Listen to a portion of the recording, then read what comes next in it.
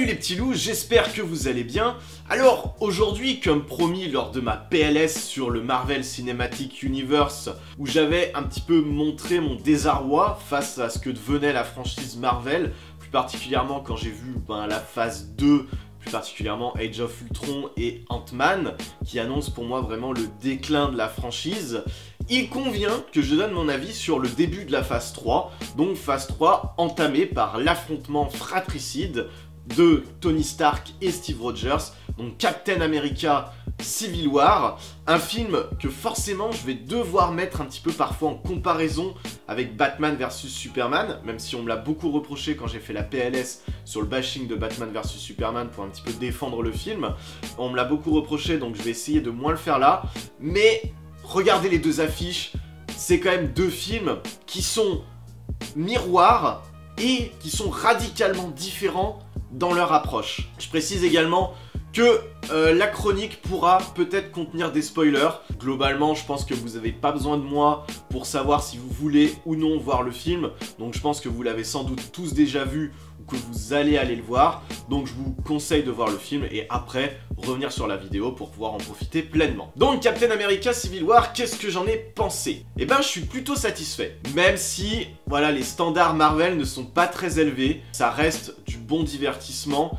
Et même si je trouve le titre totalement mensonger. Tous les gens qui ont lu le comics, s'ils s'attendent à retrouver le comics, vont en bouffer leur fauteuil de cinéma, car il n'y a absolument rien, mais rien, à part le fait qu'on a une Team Cap et une Team Stark qui s'affrontent, on n'a rien du tout qui ressemble à Civil War. Vous pouvez l'oublier. C'était déjà un petit peu évident quand on voyait les bandes annonces, mais alors là, vraiment, nothing, nada, niet, que dalle. Mais donc du coup, que donne le film en lui-même? Et bah comme je disais, c'est un plutôt bon divertissement. La bonne idée du truc, même si c'est une solution de facilité à mon sens, c'est d'avoir pris des enjeux qui sont quand même assez élevés et de les avoir réduits en proportion pour en faire quelque chose de plus intimiste. Donc forcément on part sur des conflits politiques, des débats d'idées, des débats d'opinion, des singularités et des personnalités qui vont s'entrechoquer pour au final arriver à quelque chose du genre ça c'est mon pote a fait quelque chose de pas bien, mais comme c'est mon pote il faut que je le défende, mais comme mon pote lui il aime plus la loi que mon pote, eh ben il va m'empêcher, donc je vais me fighter avec mon pote. Ce qu'on perd en grandiloquence, on le gagne en intimisme, donc ça fonctionne. C'est un petit peu la solution de facilité, c'est ce que n'a pas voulu faire Batman vs Superman, puisque Batman vs Superman a fait tout l'inverse. C'est là qu'on voit la grosse différence entre ce qu'essaye de faire Warner, ce qu'essaye, notez les guillemets, et ce que fait Marvel. Du coup ça fonctionne plutôt pas mal. Sur le plan du divertissement, eh ben, on est plutôt content. On a tous ces personnages qu'on aime voir à l'écran, qui se bagarrent. Donc forcément, c'est toujours un peu prenant parce que c'est des personnages qu'on commence à connaître, vu le nombre de films qui leur ont été consacrés. Le roster est plutôt pas mal, même si on dirait une bande d'écoliers qui se chamaillent. Et en plus, on a cette réalisation Marvel qui va toujours dédramatiser l'action par des blagues, par des trucs. Il y a même un véritable aveu de ça pendant le film, puisque, on le voit dans la bande-annonce, c'est la Veuve Noire et Œil de Faucon qui se fight, et qui disent « Ouais, mais on reste quand même copains !» Ouais, voilà, ça va pas plus loin que ça. Mais sur le plan du divertissement, les Russo savent faire le taf. Je trouve qu'ils ont vraiment un très bon sens de la spatialisation et de la mise en scène. Il y a pas mal d'idées de chorégraphie. Par exemple, il y a le passage où le Winter Soldier récupère un bélier de la police pour s'en servir comme une espèce d'immense tonfa et tataner la gueule des flics. Et je trouve ça par exemple assez excellent comme séquence, assez excellent comme idée de mise en scène. Donc c'est plutôt bien filmé, c'est plutôt bien monté, c'est plutôt bien rythmé. Les Russo savent cadrer, même si j'aurais aimé que c'est un défaut récurrent qu'on voit dans beaucoup de films hollywoodiens, que le cadre respire un peu plus. Les mecs, on est au cinéma, arrêtez de nous cadrer des trucs serrés, surtout quand ça bouge beaucoup. Donc du coup, comme je disais, on a tous ces personnages qui se bagarrent, ça va me permettre un petit peu de parler du roster. Alors, beaucoup de ces personnages, c'est du pur fan service. N'en attendez rien, il y a même des trucs qui sont totalement étranges, avec des personnages qui prennent part à l'action sans y être vraiment impliqués. Donc, par exemple, je ne comprends pas pourquoi Ant-Man prend part au conflit. On a beau nous faire miroiter que Sam Wilson, son pote, le faucon, lui dit bah viens nous aider s'il te plaît. Non, non, enfin oui d'accord, mais non. Pareil, pourquoi Œil de Faucon sort de sa retraite et pourquoi il se range du côté de Steve Rogers? Œil de Faucon, c'est le pote de la Veuve Noire. La Veuve Noire est du côté de Stark. À part pour faire un affrontement Veuve Noire, Œil de Faucon et faire une tagline « Ouais, on reste potes », il n'y a aucun intérêt et il n'y a aucune logique. On ne comprend absolument pas. C'est un petit peu plus clair pour Spider-Man. Spider-Man, en fait, ils nous l'introduisent. Tony Stark sait que c'est Spider-Man, on sait pas pourquoi, mais Tony Stark le sait, il l'a compris. Excellent. Stark lui dit, bah, viens nous aider, machin et tout. Et Peter Parker est présenté comme un espèce de gros geek, fan de science, bah, qui est totalement fan de Tony Stark. C'est comme si moi, demain, on avait Tarantino ou Guillermo del Toro qui me disait Quentin, viens faire ça pour moi. Bien sûr que je viens, je fais n'importe quoi. Je balaye ses chiottes, enfin voilà, il n'y a aucun souci. Et bah là, c'est un petit peu ça. Donc c'est un petit peu plus compréhensible par le biais du personnage. Même si on comprend absolument pas pourquoi Tony Stark sait qu'il est Spider-Man. Bref, mais ça, passons. Mais voilà, ça fait vraiment très fanservice. On ramène des personnages qui n'ont pas de raison de prendre part au conflit. Juste pour dire, bah voilà, regarde, il y a un conflit avec tous ces personnages, on en a tout plein. Après voilà, les combats sont très bien, hein, parce que moi, la façon dont ils ont utilisé Ant-Man, je trouve que c'est complètement sympathique. Encore une fois, les Russos ont des bonnes idées. Quand ils passent dans l'armure d'Iron Man, j'ai trouvé que c'était très fun. Pour revenir sur Spider-Man, Tom Holland, je suis tout à fait convaincu par sa prestation. Franchement, je trouve qu'ils ont trouvé le parfait équilibre entre Tobey Maguire, le côté geek de Tobey Maguire, et le côté John Hipster de Andrew Garfield. Et puis, gros point fort, Tante May, c'est de la bonne MILF. Je suis curieux de voir ce que va donner Homecoming, j'y crois pas forcément plus que ça, on va voir. Par contre, niveau CGI, c'est un petit peu la loose. Le problème, c'est que le Spider-Man hyper coloré qu'ils ont voulu nous vendre ne va pas du tout avec la photographie dégueulasse, totalement grisâtre des Russos. Et du coup fait complètement tâche quoi. On a l'impression d'avoir un putain de personnage de dessin animé au milieu d'un film live. Et puis le gros lol que j'ai eu, c'est justement quand on les voit courir sur la scène, donc on voit dans les trailers, on voit bien dans les trailers, il n'y a pas Spider-Man. Et bah dans le film, ils l'ont rajouté en post-prod. C'est absolument immonde. J'ai commencé à me taper un petit fou rire sur le début, j'ai fait oh putain. Mais les gars, faut pas faire ça quoi. Fallait l'amener d'une autre manière, mais là, le rajouter en bonhomme qui court comme ça, dégueulasse et tout, en image de synthèse, bref. La loose totale. Après, on a aussi donc Black Panther, l'autre grande nouveauté du film. Black Panther, moi, je l'ai trouvé un petit peu osef, en fait. Il est bien, il n'y a pas de souci. Le costume est sympa, il n'y a pas de souci. Le personnage est sympa. C'est peut-être un petit peu le seul personnage qui a une évolution entre le début et la fin du film. L'acteur est convaincant, il n'y a pas de problème non plus avec ça. Voilà, après, je suis pas... ça me vend pas du rêve. Je suis content de voir quelque chose de différent, de voir un nouvel univers, un nouveau héros, d'avoir un petit peu de nouveauté au sein de cet univers Marvel. Maintenant, voilà, ça me vend pas plus de rêve que ça, même si j'ai trouvé que tout était correct. C'est correct, y a pas de souci, j'ai pas de reproche à faire non plus. Au niveau des méchants, un gros spoil, je suis désolé, mais moi j'étais complètement déçu par le traitement de Crossbones.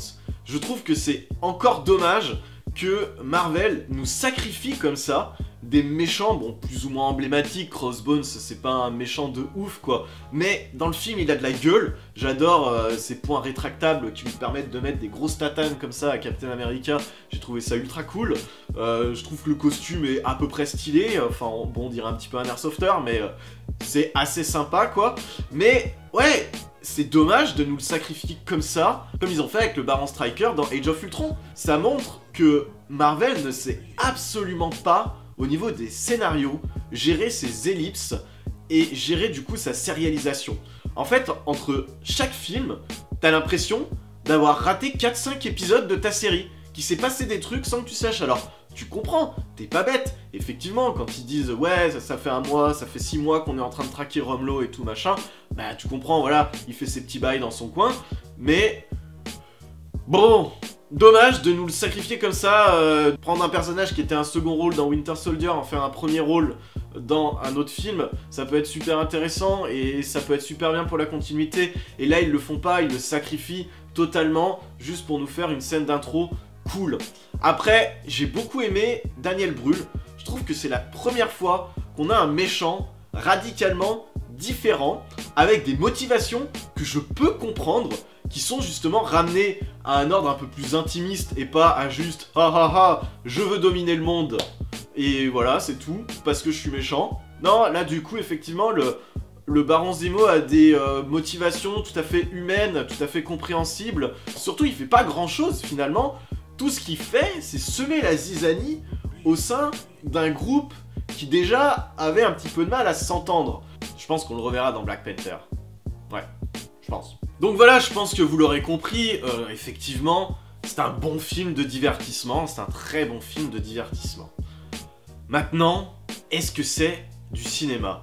Est-ce que c'est ça le cinéma? Est-ce que c'est ça qu'on demande quand on va en salle? Moi, je trouve que non. Marvel arrive vraiment pas à sortir de ça et à élever ses films. Et au contraire, il continue à persister, à rester sur ces solutions de facilité, alors qu'ils ont des matériaux en or. Donc ils ont enlevé toute dimension politique qu'il pouvait y avoir dans le comics Civil War. Le traité de Sokovie est complètement mis de côté, alors que pourtant c'est une idée en or, où on a un petit peu ce débat d'idées, ce débat d'opinion entre des personnages qui doivent choisir entre être contrôlés politiquement parlant pour être sûr d'aller dans le sens du bien commun et faire valider leurs actions par un autre groupuscule gouvernemental ou je ne sais quoi, ou alors Captain America qui va vouloir défendre le libre arbitre, qui va dire que non, la justice ne doit rendre de compte à personne, parce que la dangerosité d'être contrôlé par quelqu'un d'autre, eh ben, c'est qu'on peut être manipulé. Effectivement, s'il y a des conflits où on t'interdit de prendre part parce qu'on veut pas que ces conflits soient résolus ou parce qu'on ne veut pas se mettre à dos d'autres personnes qui pourraient être impliquées du mauvais côté de ces conflits, Captain America, lui, son principe, c'est que la justice n'a pas à s'embarrasser de politique. Effectivement, il peut y avoir des dommages collatéraux, c'est tout à fait dommageable, mais la justice ne doit rendre de compte à personne, et c'est son point de vue. Et c'est une question qui est hyper intéressante et qui n'est pas du tout traitée. Et c'est là qu'on voit la différence avec ce qu'essaye de faire Warner, dans le sens où Warner essaye de donner un petit peu plus d'importance à ces conflits, à ces questions. Voilà, Batman vs Superman pose des questions sur la religion, sur ce qu'est la déification, le fait de s'en remettre à une entité supérieure. C'est des questions qui sont totalement intéressantes dans Batman vs Superman et qui sont complètement expédiées dans Civil War, qui ramènent des questions d'ordre politique et mondial à un simple affrontement du genre « Non, tu veux arrêter mon pote, mais c'est mon pote, je veux pas qu'il aille en prison, alors je vais me battre contre toi même si t'es mon pote parce que tu veux enfermer mon pote. » Waouh, c'est vraiment dommage. Après, comme je le disais, j'en suis plutôt satisfait. Ça reste du bon divertissement, du cinéma popcorn, fast food, où on ne se prend pas la tête, où vraiment, voilà, l'intérêt c'est de voir de la bagarre, de voir des belles scènes d'action, de prendre du fun. Là, effectivement, on en a pour notre argent. Le rythme est très bon, on ne s'ennuie pas une seconde, il y a suffisamment de rebondissements, de surprises, etc. etc. Même s'il y a des grosses facilités scénaristiques, même si les personnages sont très peu épais, même s'il n'y a aucune évolution, il n'y a aucun dilemme, ça reste quand même très plaisant à voir. C'est complètement dommage que ça n'ait pas pour ambition d'aller plus loin, d'avoir des vrais auteurs, d'avoir une vraie direction artistique, d'avoir des vraies images, des vrais plans de cinéma. Là, le film est complètement dégueulasse pour parler un petit peu du visuel. Le montage, le cadrage, tout ça, le rythme est très bon, mais visuellement, c'est gris, c'est immonde, les couleurs sont ternes, il n'y a aucun plan iconique. Vraiment, il n'y a aucun plan iconique, quoi. Le plan iconique qu'on nous montre dans la bande-annonce, mais rendez-vous compte, c'est 4 clampins sur un parking. C'est ça le best qu'on peut avoir. Le seul plan un petit peu iconique, c'est cet affrontement tiré d'une case de comics entre Stark et Captain America. Mais même prenez la comparaison entre ce qu'on a dans le film et ce qu'on a dans le comics. Mais on perd toute intensité. Il n'y a pas d'envie de faire du vrai cinéma. Et c'est dommage. Et Du coup ça passe, on regarde ça parce que voilà, comme je disais, on aime les personnages de comics, on aime ces héros-là et ça fait toujours plaisir de les voir sur grand écran. Et c'est plutôt bien interprété, les acteurs ont l'air contents de les faire, ils les font avec sérieux. Et voilà, mais voilà, par rapport à Warner qui se plante, voilà, Batman vs Superman a 1 milliard de défauts, je le concède bien volontiers, le montage est catastrophique, ils ont peut-être voulu viser trop grand, ils ont voulu aller trop vite, mais il y a une ambition artistique que n'a vraiment pas Marvel. Est-ce que c'est ce que vous attendez du cinéma? Est-ce que ça vous suffit d'être diverti comme ça? C'est à vous de voir, on va pas vous jeter la pierre. Comme je le dis, moi, je le redis encore une fois, j'ai pris du plaisir devant ce film. Je suis sorti de la séance plutôt content. Après, à la réflexion, voilà, le film ne va rien m'apporter de plus. Allez, j'arrête là maintenant de faire mon vieux con et tout, ce sera fini pour cette vidéo. Si elle vous a plu, n'hésitez pas à aller prêcher la bonne parole sur les réseaux sociaux en la partageant sur Facebook, Twitter, etc. N'hésitez pas à venir discuter dans les commentaires du film, j'essaye de répondre au maximum de façon pertinente ou en tout cas un petit peu sympa. Allez, je vous souhaite à la prochaine les petits loups, prenez soin de vous, bye bye.